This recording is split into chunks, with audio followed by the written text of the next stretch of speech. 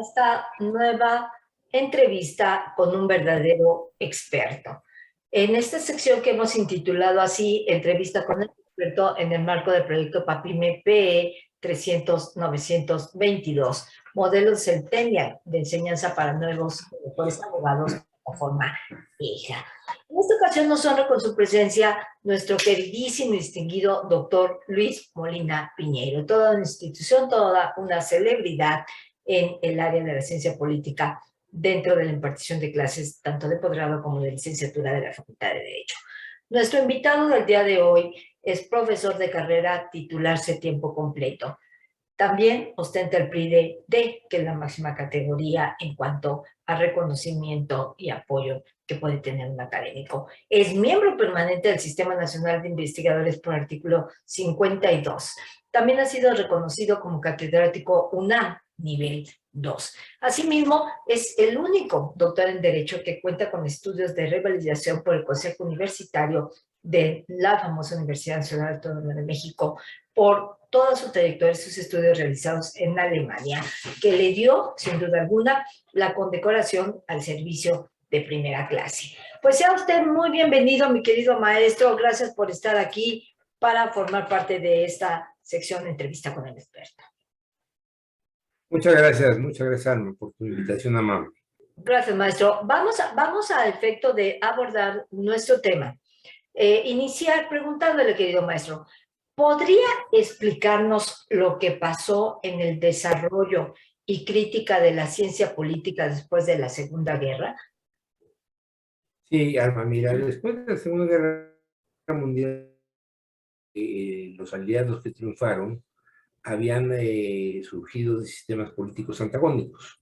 Por un lado estaba la Unión Soviética, que como tú sabes es el establecimiento de un régimen totalitario desde Lenin y con Stalin, y por el lado de Occidente había un desarrollo del Estado de Derecho y básicamente acentuando el tema del Estado de Derecho constitucional democrático liberal. En las escuelas de Derecho, en las universidades, este tema se trataba dentro de la actividad del Estado una parte y dentro del derecho constitucional otra parte.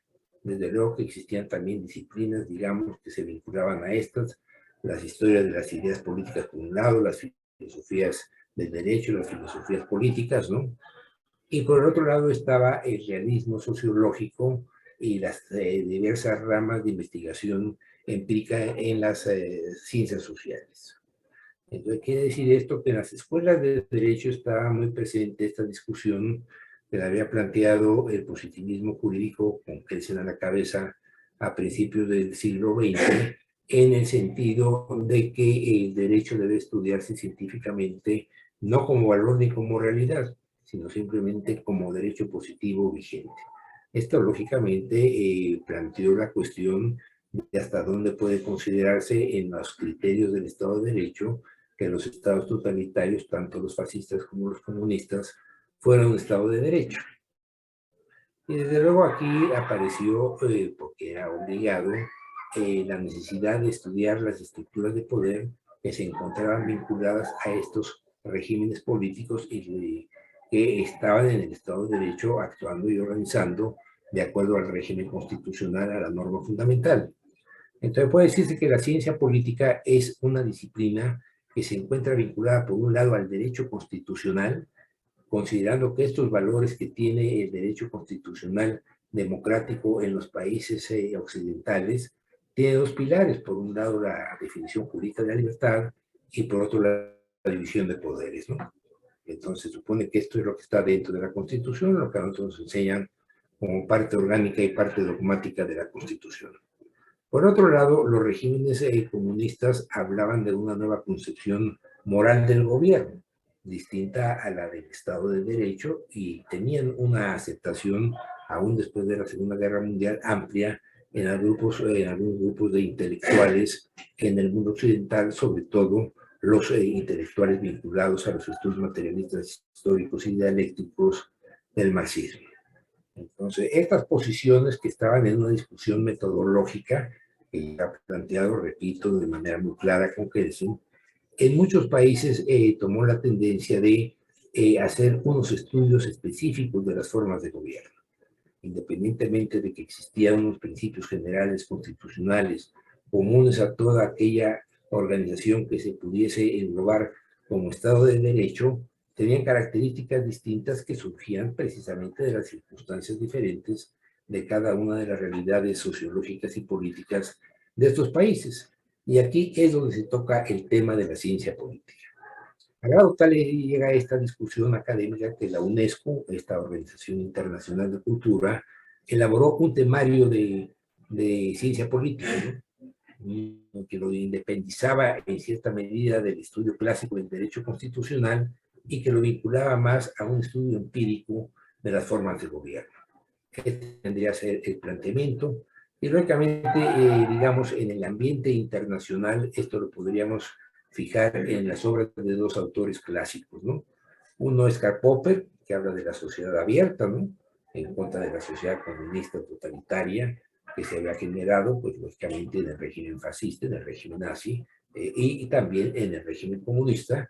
Y por el otro lado, viene un enjuiciamiento a los estados democráticos, porque tú recordarás que la discusión que se va a dar a partir del año del 48 es el de la desigualdad social, ¿no?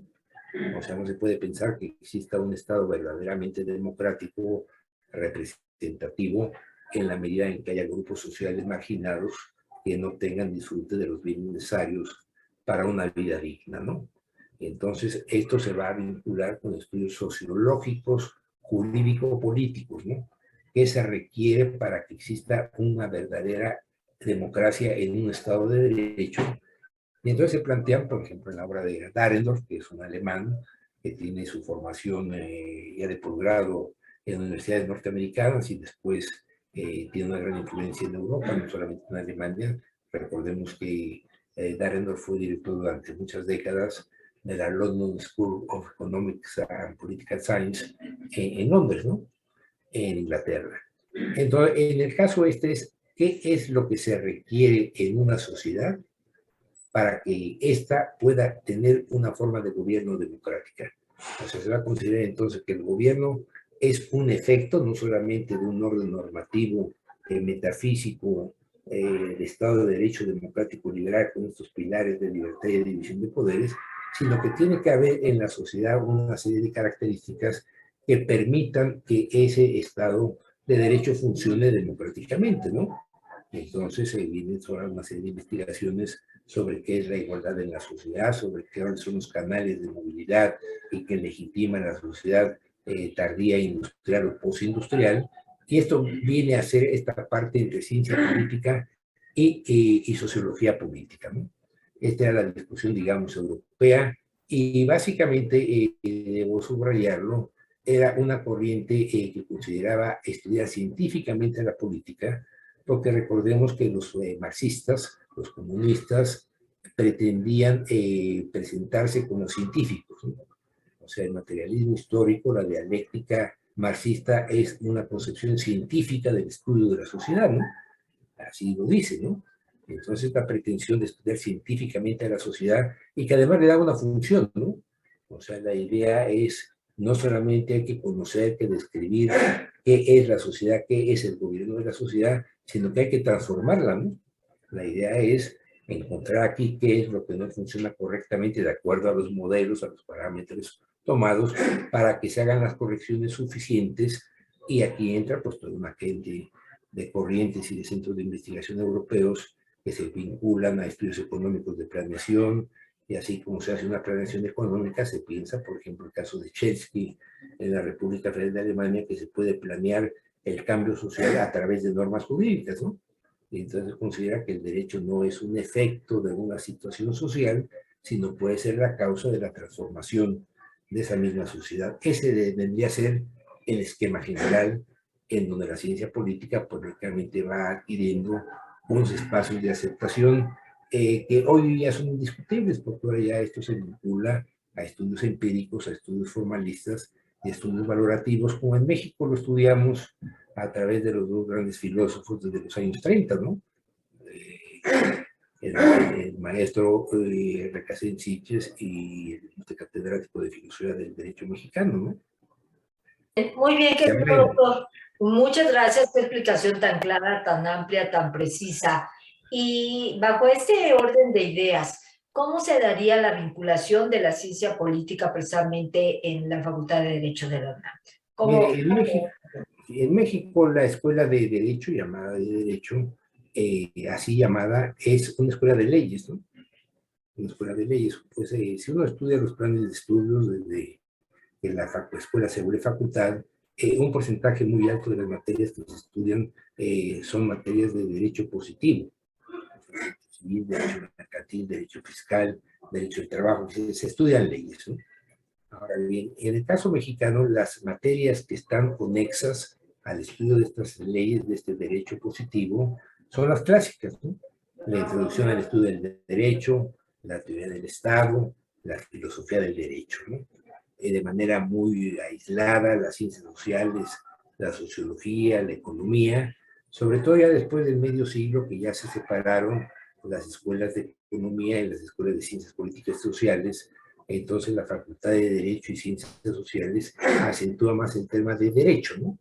De derecho. Y entonces, en el caso de la facultad, al terminar la década de los 60, que es cuando yo regreso de Alemania, en la facultad había dos instituciones o dos, hay que decirlo, que en esa época, como en la actualidad lo sigue siendo de una manera muy importante, la vida académica descansaba en los seminarios, ¿no?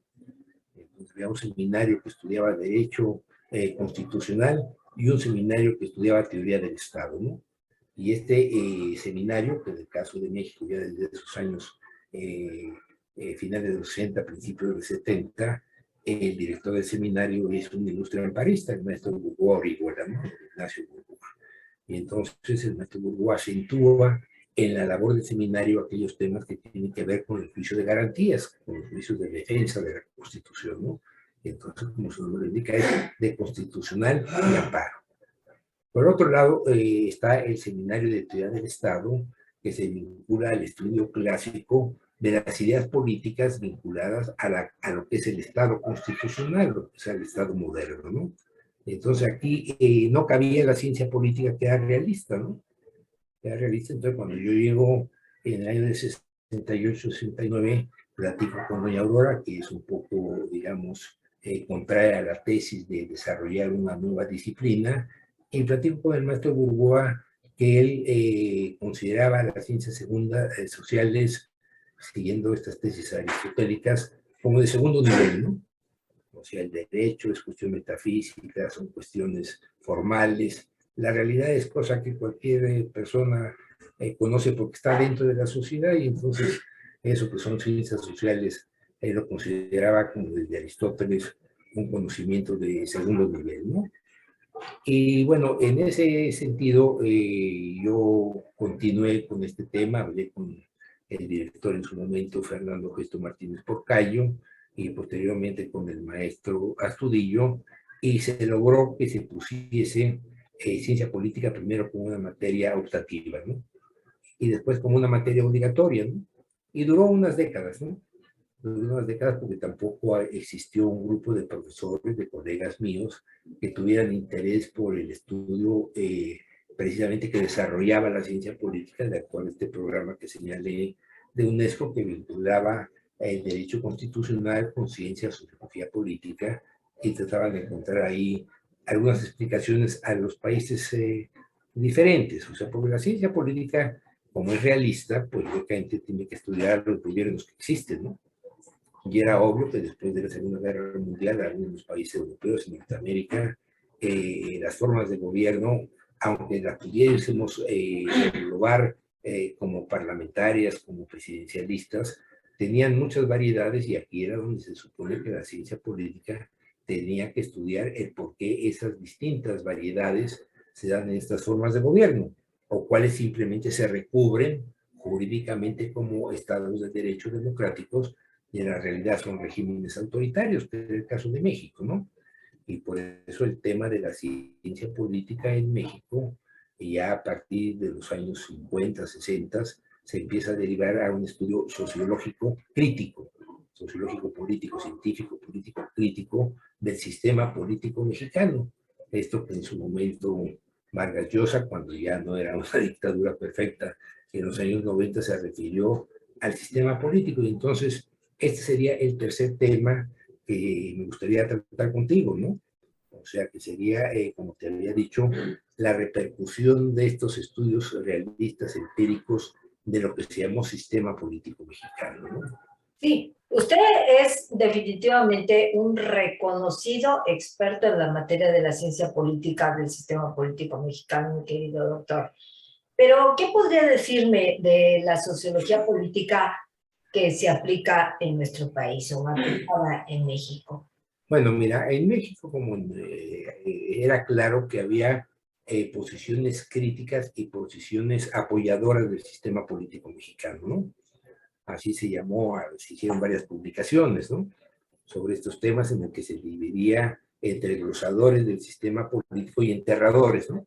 O sea, estos glosan el sistema político tal como está funcionando, estos hacen una crítica radical de que esto ya debe terminarse y debe enterrarse ese régimen político presidencial priista.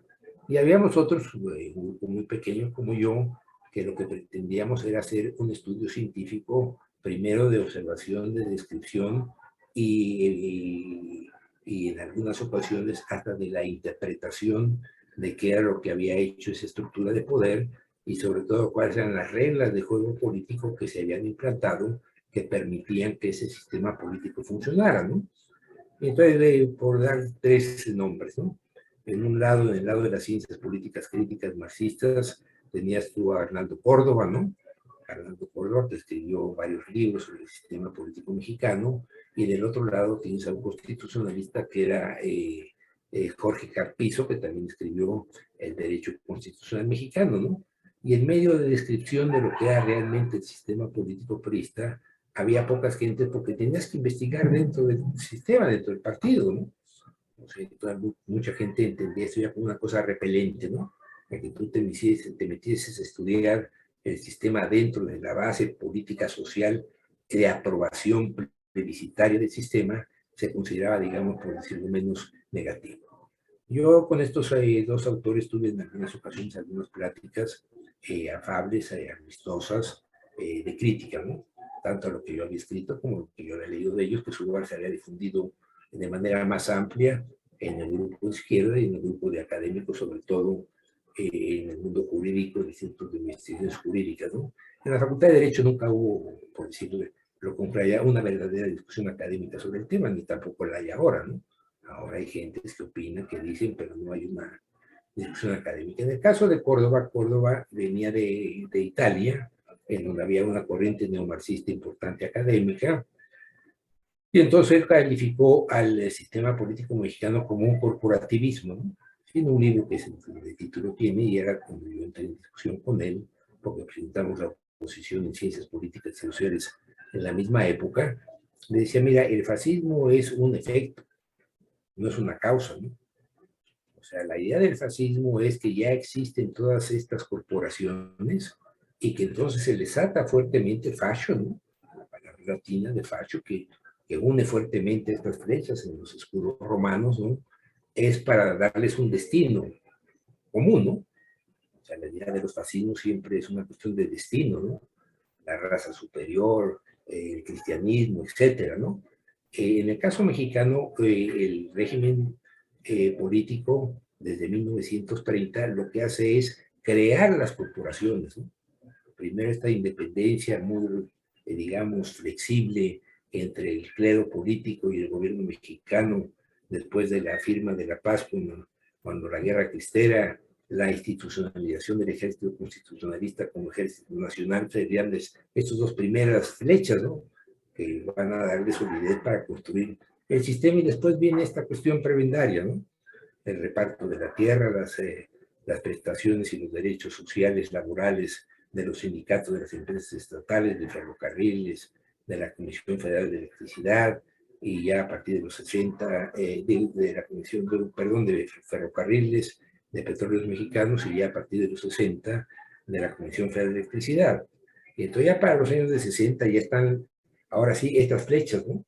Y entonces ahí sí es donde el sistema político mexicano a través del PRI, el PRI es el que liga estas flechas, ¿no? Que también está metida a partir de los años 40, finales de los 40, con Miguel Alemán, el desarrollo económico industrial y el desarrollo urbano, la aparición de la Confederación Nacional de Organizaciones Populares, ¿no? Y que encuentra su cima en los años 60 en el régimen de López Mateos, ¿no?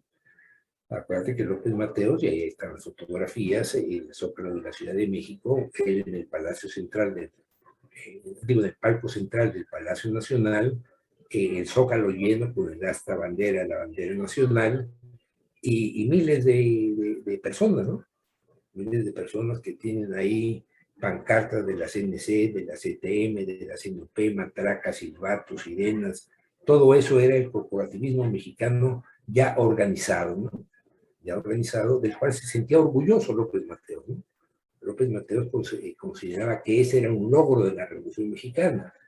Y es muy importante señalar que en esta dictadura perfecta que llamó Vargas Llosa, un papel importante es que la inteligencia del país había aportado, no la crítica esa de la que señalé, que todavía eran muy jóvenes, sino la inteligencia que viene desde 1910, la idea de la unidad nacional en torno al mestizaje, ¿no? La idea del mestizo mexicano va a ser la base de cohesión de la sociedad mexicana y esto lo va a promover desde el gobierno revolucionario, pero lógicamente el gobierno y el partido del gobierno, ¿no? Y esta ideología es lo que a juicio mío fue lo que el momento de dictadura perfecta que se consuma con el libro del texto gratuito, ¿no? El libro del texto gratuito de los años 60 es un libro que dice que los mexicanos somos mestizos, como está dicho en la plaza de Tlatelolco, ¿no? Ahí dice claramente, el día de la caída de la Gran Tenochtitlán no es un triunfo ni una derrota, ¿no? Sino es el doloroso nacimiento de la nación mexicana, ¿no? Entonces, eso se consideró que era la cima a la que había llegado la Revolución Mexicana, la ideología de la Revolución Mexicana, y esta conjunción de todas las fuerzas, que por eso se habla de un régimen corporativo, ¿no? Pero yo reitero, es un corporativismo que se creó desde el gobierno, no un corporativismo que vino del gobierno, digo, de la sociedad hacia el gobierno, sino del gobierno hacia los distintos grupos que se fueron organizando, a grado tal que para 1970 la democracia mexicana era una democracia participativa intensa, ¿no? Una democracia dirigida desde el partido, sobre todo en los procesos electorales, en donde se llegó que las campañas electorales, sobre todo la presidencial, no eran unos procesos democráticos liberales propios de la democracia representativa, sino eran procesos de participación política intensa que llevaban a un plebiscito, ¿no? Las elecciones en México eran un plebiscito para confirmar la fe, la confianza, lo que se quiera, del pueblo en las instituciones surgidas de la Revolución Mexicana. Ese fue el tema, ¿no? El tema que lógicamente viene un poco a ser ya superfluo a partir de los años 80, ¿no? Porque a partir de los años 80 el sistema político mexicano no deja de ser objeto de estudio internacional, ¿no? Hay otras preguntas a nivel internacional, ya el sistema político ya no es una cuestión de análisis, porque la forma por la cual se estudiaba era esto, no es un régimen democrático, pero tampoco es una dictadura militar, ¿no? O sea, el gobierno presidencialista perista no se puede comparar con las dictaduras del Cono Sur, ¿no? Ni en Argentina, ni de Chile, ni tampoco la de Brasil, ¿no? Y por eso estudiaba como una opción. Yo podría concluir esta parte diciendo que la ciencia política tuvo un desarrollo importante en los países del tercer mundo, especialmente en los latinoamericanos, porque se trataba de encontrar unas vías diferentes a la comunista y a la democracia de movilidad social de los países ricos que pudiesen presentar opciones de gobiernos, si no democráticos, sino dictatoriales. Y a partir de los 80, pues tú ya sabes que empieza el proceso de globalización. Tú, como internacionalista que eres, sabes perfectamente bien que a partir de los años 80 ya existe un modelo, el modelo comunista empieza a decaer, su fracaso militar, su fracaso tecnológico, su fracaso científico, su fracaso económico, y el sistema capitalista occidental ya se considera como un neoliberalismo aglutinador de esta ideología y de exigencias a quienes se quieran incorporar, porque la globalización es incluyente, ¿no? Entonces ahí es donde a México lo agarra con las manos en la puerta, ¿no? Porque acuérdate que el sistema globalizador exige dos cosas para poderte incorporar. La primera es económica y la segunda es política, ¿no? La económica es el gobierno no puede participar como elemento del sistema económico, ¿no? El gobierno puede ser elemento del sistema, un factor del sistema de producción, ¿no? Y la segunda, el gobierno debe ser democráticamente electo por ciudadanos libres, en procesos democráticos libres, ¿no? Entonces, aquí es donde este sistema que te acabo de describir, que se consideraba como un modelo posible, viable, no dictatorial, pero sí autoritario, pierde interés, ¿no? Porque desde el mismo sistema presidencial priista se pide acceso a la globalización, ¿no? Y entonces imagínate, tú eres Miguel de la Madrid, tú eres Carlos Salinas de Gortari, tú eres Cedillo, y entonces, ¿qué es lo que tienes que hacer? Lo contrario a lo que se había construido desde 1930 hasta 1980, ¿no? Entonces tienes que sacar al gobierno, pero no puedes sacarlo. No puedes sacarlo porque la Constitución, en el artículo 27, es determinante, ¿no? La propiedad del petróleo es de la nación, la explotación del petróleo es de la nación. ¿Y cómo haces tú para vincular esto con el sistema privado? Pues no hay, ¿no? Tienes que buscar filitos jurídicos muy delgaditos, que son los contratos, ¿no? Entonces, estas reformas que hace, sobre todo Salinas de Gortari, son hilitos para quitarle esta propiedad de la nación y el funcionamiento de la industria petrolera para llevarlo a la inversión privada, ¿no? Y en otros campos igual, ¿no? Pero lo más claro es el petróleo y la energía eléctrica, que es lo que estamos viviendo ahora en este 2020, 2022, con una interpretación que el presidente López Obrador hace del pensamiento originario revolucionario comunista de la Constitución del 17, ¿no? Muy bien, doctor, muy bien. Entonces, Sí, dígame. Porque... Estos serían los temas que a mí me gustaría plantear aquí. Desde luego que todo esto que ha sucedido a partir de esta democratización electoral con los gobiernos ya, la aparición de los institutos electorales, de los tribunales electorales, de la concentralización de las actividades electorales, pues todo esto ha sido el tema propio de la ciencia política a partir de los años 80, ¿no? Sí. Hay decenas de libros, ¿no? Decenas de libros que ahora le llaman de analistas, de opinadores, de periodistas, pero digamos, lo que yo te dije vendría a ser, a juicio mío, 3 temas importantes en el desarrollo de esta temática, ¿de acuerdo? De acuerdo. Oiga, definitivamente todo lo que usted nos ha señalado esta mañana, pues forman parte de los aspectos de nuestra vida cotidiana, ¿no? Que están atravesados sin duda alguna por la ciencia política y pues la importancia que radica precisamente en el hecho de que todos vivimos en una sociedad, los cambios, transformaciones que sufren los sistemas políticos, pues afectan nuestra vida y la forma en que... Pues yo espero, querido maestro, querido doctor, mi admirado y reconocido catedrático de la UNAM con distinciones y cartas credenciales, muy por encima de algunos otros colegas, nos pudiera en otra segunda ocasión, otra oportunidad, compartir con nosotros más de su experiencia y sus conocimientos. Dicho lo cual, pues no me resta más que agradecerle y entregarle este pequeño presente en el que a la letra señala la Universidad Nacional Autónoma de México a través del proyecto PAPIME PE 300-922 Modelo Centennial de Enseñanza para Nuevos y Mejores Abogados Plataforma EJA otorga la constancia al doctor Luis Jorge Molina Piñeiro por su destacada participación en la sección denominada Entrevista con Expertos. El día 12 de octubre del 2022 en la Facultad de Derecho UNAM, en el medio virtual, y rubrica el doctor Ruperto Patiño Banzer en calidad del corresponsable del proyecto y la de la voz, doctor Alma de Los Ángeles Río Ruiz en calidad de responsable. Querido maestro, esperemos poder volver a contar con su participación en esta sección que se llama Entrevista con el Experto. Agradecido soy yo, mi querida Alma, y también te pido que le transmitas un afecto y un agradecimiento a nuestro común amigo, el doctor Ruperto Patiño Banzer. Gracias, doctor. Hasta la próxima entrevista. Muy amable.